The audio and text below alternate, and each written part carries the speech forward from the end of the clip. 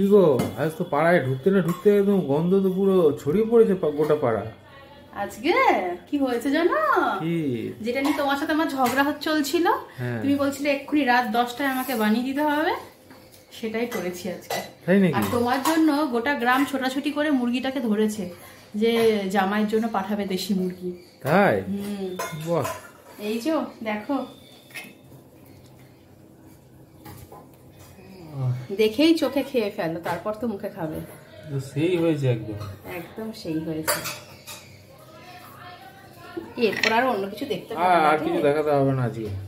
আর বেশি কিছু করিও। এটা হচ্ছে উচ্ছে আলু ভাজা করেছি। আচ্ছা। আর এটা হচ্ছে বাবার তেল ছাড়া চিকেন, বাবা অর্ধেক খেয়ে নিয়েছে। আচ্ছা।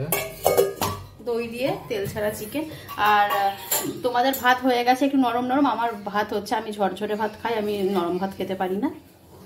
আচ্ছা, ওই জন্য এখনো ভাত বসিয়েছো? হ্যাঁ।